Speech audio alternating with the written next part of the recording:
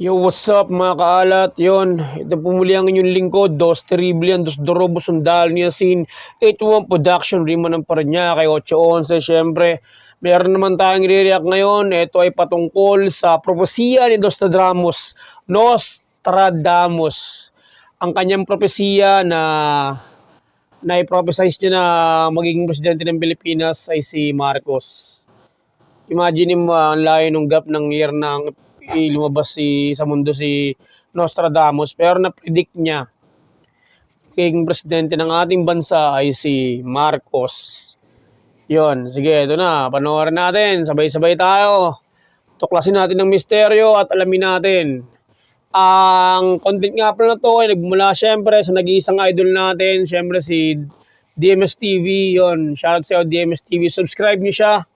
Subscribe niyo siya, guys. At syempre, kung di pa na-subscribe sa akin, subscribe din kayo sa akin para updated kayo sa mga i-upload ko, ng mga mystery videos at kung ano-ano pa. Yeah. Sige, simulan na natin. Play na natin to. 2022. At ito raw, ang tao na muling magbabangon sa Pilipinas mula sa pagkalubog ng ekonomiya nito. Ulitin natin. Biglang pumasok. Ulitin natin, may intro dapat yan eh. Yan. Nostradamus, nahulaan niya di umano ang magiging panibagong presidente ng Pilipinas sa taong 2022. At ito raw, ang tao na muling magbabangon sa Pilipinas mula sa pagkalubog ng ekonomiya nito. Sino kaya? Ayun naman, kita mo sa picture pa lang, alam mo nang si Bongbong Marcos yan. Alam na natin kasi siya ang presidente ng Pilipinas eh. Uploaded to a year ago ata kung di ako nagkakamali. Yan. Review lang natin. Tinutukoy ni Nostradamus. At sino nga ba si Nostradamus? At bakit ganito na lamang kabig deal ang mga prediksyon na kanyang ibinibigay? Ayan, ang mga katanungang ating sasagutin para sa araw na ito. You know, what's up mga idol? Maligayang pagbabalik na naman sa ating channel. Maraming salamat din sa pag-click ng bidyong ito. At kagaya nga ng sinabi ko kanina, pag-uusapan natin ang nasabing prediksyon ni Nostradamus patungkol sa magiging panibagong presidente ng Pilipinas na di umano ay mag-aahon sa ating bansa mula sa kahirapan. Kilala mo ba siya? Well, kung hindi ay samahan mo ko idol at kilalanin natin ang taong tinutukoy ni Nostradamus. Simulan na natin. Bago natin pag-usapan ang nasabing prediksyon na ito ni Nostradamus ay atin muna siyang kilalanin. At bakit nga ba sobrang sikat na sikat si Nostradamus? Michael de Nostradame o Nostradamus sa Latinized form. Ipinanganak siya noong December 14, 1503. Pero ayon naman sa ibang source, ipinanganak siya noong December 21, 1503. Si Nostradamus ay isang French astrologer at physician na binansagang prodigy pagdating sa larangan ng prediksyon o yung paghula sa mga kaganapang mangyayari sa hinaharap. Sobrang nakilala rin siya dahil sa kanyang isinulat na libro na pinamagatan niyang Les Prophéties. Koleksyon ito ng 943 poetic quatrains o yung mga tulang may taga-4 na linya. Nakasulat sa librong ito ang lahat ng mga prediksyon ni Nostradamus patungkol sa mga kaganapang magaganap sa hinaharap. And take note mga idol. O dun kaya si Nostradamus, ano siya? Hindi lang siya basta manghula, hindi lang basta napipredict. Yung mga hindi niya lang nahulaan kasi yung mga isinulat diyan, lahat ng mga sinabi niya, halos lahat nagkakatotoo eh. Nai-predict niya parang ano siya, para siyang time traveler, parang ganyan. Sige, tuloy tayo. Pinablish niya ang librong ito noon pang 1555 at marami sa mga hula niya ay magaganap pa sa 19th century at 20th century. Meaning to say mga idol, 400 to 500 years bago pa man maganap ang mga hula niya patungkol sa hinaharap. Kaya naman, malamang sa alamang ay matagal nang umanaw si Nostradamus kapag nangyari ang kanyang mga prediksyon. Now, ang tanong ay bakit ko sinabi ang pagitan ng taon ni Nostradamus sa kanyang mga prediksyon? Well, the answer is, nakakapagtaka kasing ang mga hula na isnulat niya noong 15th century pa ay nangyayari sa kung anong eksaktong oras niya sinabi na ang ganitong pangyayari ay magaganap sa panahon na ito. Nakuha mo ba ang punto ko, Idol? Well, kung hindi ay ito ang mas malinaw na paliwanag. Ano siya, yung mga hula niya, accurate siya kahit 500 years pa ang lilipas. Kumbaga yung hula niya, 500 years ago, nangyari after 500 years. Pero masyado siyang accurate, alam mo yan. Yun. Kumbaga, wala nang chance pa na mabago ni Nostradamus ang mga bagay na nakatala sa kanyang libro dahil 400 to 500 years nga ang pagitan niya bago pa man mangyari ang kanyang mga prediksyon. Kaya naman, nakakapagtakang eksaktong-eksakto ang mga pangyayari na nakatala sa kanyang libro sa mga kaganapang nagaganap sa totoong buhay. Gaya na lamang nang magkakaroon daw ng zombie apocalypse sa taong 2056 at mayroon daw tatama na isang malaking asteroid sa ating mundo na magiging dahilan ng tuluyang pagkaubos ng sangkatauhan. Marami pang mga hula si Nostradamus na Grabe, no? 56, putik buhay pa ako nun. Kasi ano pa lang ngayon eh. 24 2023. Ibig sabihin, 27 years. 27 years. 27 years plus 6. 33 years from now, magkakaroon ng zombie apocalypse. Grabe yun ah. Inaabangan ng marami. Ngunit mayroong isa sa mga hula niya na talaga namang gumulo sa madla, especially na sa ating mga Pilipino. Ito ay yung propesiya ni Nostradamus patungkol sa isang tao na hindi umano daw ay magiging presidente ng Pilipinas sa taong 2022. Ang taong ito raw ay ang muling magbabangon sa Pilipinas mula sa pagkalubog ng ating ekonomiya. Marcos! Gagawing isa sa pinakamayamang bansa sa buong mundo ang Pilipinas sa oras na maupo at mahalal na siya sa kanyang pwesto. Excited ka na bang makilala siya? Well, kung oo, ay samahan mo ko at sabay-sabay natin siyang kilalanin. Ang makapanindig balahibong propesiya na ito ni Nostradamus ay tumatalakay sa isang tao na atin lang pangangalanan upang mas mapadali at mas maintindihan nyo ang magiging ikot ng kwento. Ang taong tinutukoy ni Nostradamus dito ay walang iba kundi si Bongbong Marcos. Sa unang bahagi ng kanyang tula, ito ang eksaktong nakapaloob dito. In the 57th of 19th century, the feast of justice and the blood of love, from the blessed land of the Oriental Pearl in Asia, an innocent boy shall be born. Now, let's take a look muna sa unang part mga idol. Sinabi dito na, in the 57th of 19th century. Well, kung inyong ibabrowse sa inyong internet, ang birthday ni Bongbong Marcos ay makikita nyo dito na siya ay ipinanganak noong September 13, 1957 na nagtali doon sa 57th of 19th Grabe, no?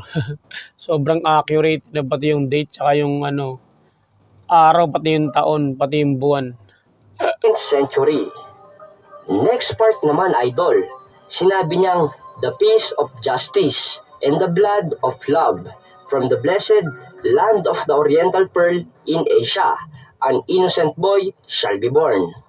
Sinasabi lang dito na sa land of the Oriental Pearl in Asia o sa Pilipinas, mayroong isang inosenteng bata ang ipapanganak na which is ipinanganak nga si Bongbong Marcos noong September 13, 1957. Yun lang naman yung point noong unang stanza. Ngayon, ang tanong ay anong konekta ng Land of the Oriental Pearl in Asia sa Pilipinas? Well, ito kasi ang naging bansag sa Pilipinas nang ang mga Espanyol ay masakop tayo. Dahil daw kasi sa dami ng mga likas na yaman na matatagpuan sa Pilipinas. Moving on to the next part, sinabi niya dito na the yellow evil holding the 15th fire will burn, and its nation having the power of the 3 stars will be in favor to the leader beholding the 16th fire. Okay, focus muna tayo sa unang sentence. Sinabi dito na the yellow evil holding the 15th fire will burn, and its nation having the power of the 3 stars. Sino kaya sa tingin nyo mga idol ang tinutukoy ni Di ba, the yellow. Alam mo, yellow, ito yung kulay ng kalaban la Bongbong eh. Mga Aquino to, di ba? Evil holding the faith in fire will burn, di ba? Kung di ako nagkakamali. Nostradamus na yellow evil?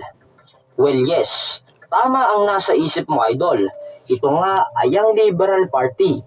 At si President Benigno Aquino III nga ang may hawak ng pwesto ng ika-15th President ng Pilipinas. At yung 3 stars naman na nasa dulo ay inirerepresenta ang Luzon, Visayas at Mindanao. Sa part naman na ito, sinabi niyang will be in favor to the leader beholding the 16th fire. Basically, ang nais lang nito ay parating sa atin mga idol ay mapupunta sa panibago na namang tao ang kapangyarihan. At ngayon ay hindi na ito parte ng samahang Yellow Evil. At ang taong ito ay walang iba kundi ang ating kasalukuyang presidente na si President Rodrigo Duterte na siya ang ika-16th President ng Pilipinas. Malinaw na malinaw naman kung ano ang ibig sabihin nito at alam kong nuggets nyo ito mga idol. Well, let's move to another stanza. Blessed are you, land of the promise. The first golden sunbeams shine as noon, they shall shine from you. Para naman sa parting ito, blessed are you, land of the promise. Ang tinutukoy na land of the promise ni Nostradamus dito ay walang iba kundi ang Pilipinas.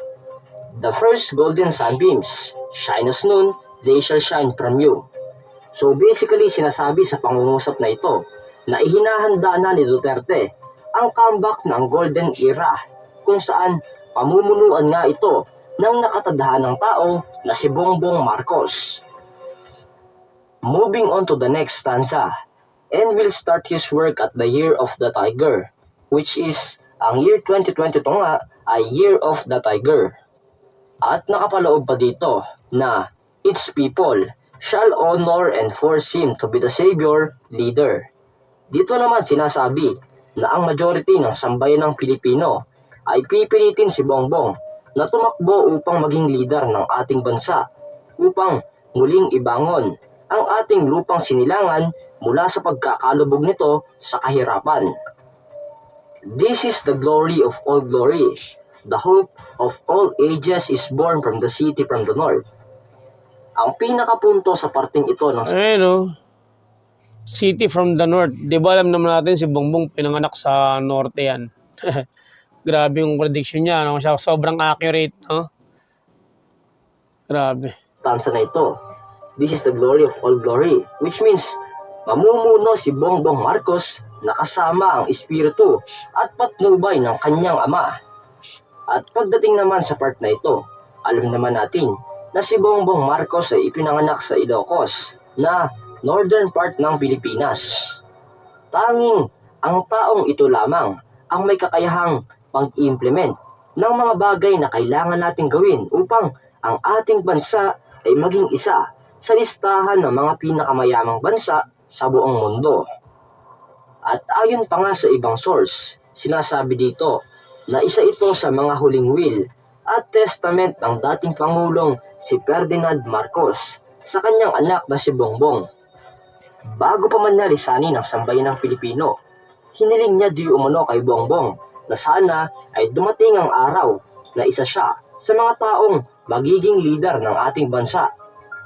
Alam niya kasi na sa oras na siya ay umalis na sa kanyang pwesto at makuha na ito ng liberal ay tsak, darating talaga ang panahon na ang Pilipinas ay makakaranas ng sobrang kahirapan.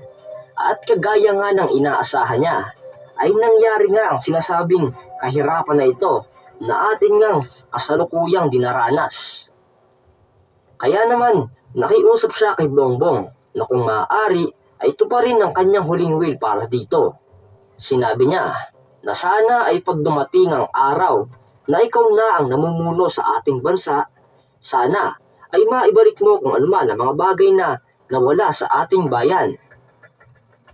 Now, let's go back to the main subject. Naniniwala ba kayo na nahulaan nga talaga ni Nostradamus ang magiging kapalaran ng taong ito? Tunay nga ba na siya ang magiging presidente ng ating bansa sa taong 2022 at magiging susi upang maiahon tayo sa kahirapan? Well, malaya po kayong ibahagi ang inyong mga opinion sa ating comment section. Ano ang masasabi nyo sa ating napag-usapan ngayong araw?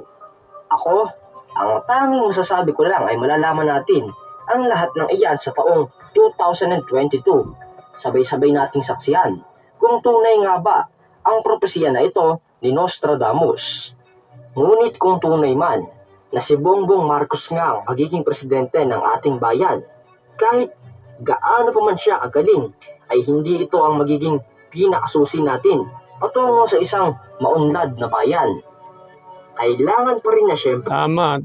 Kailangan pa rin ng tulong ng taong bayan. Hindi kaya ng presidente lang. Diba? Nagkatotoo na yung prediction ni Nostradamus na naging presidente si Bongbong. Pero pangit ka sa Pilipino, alam niyo kung anong pangit? Bakit na-pressure yung president? Masyado kayong mga reklamador.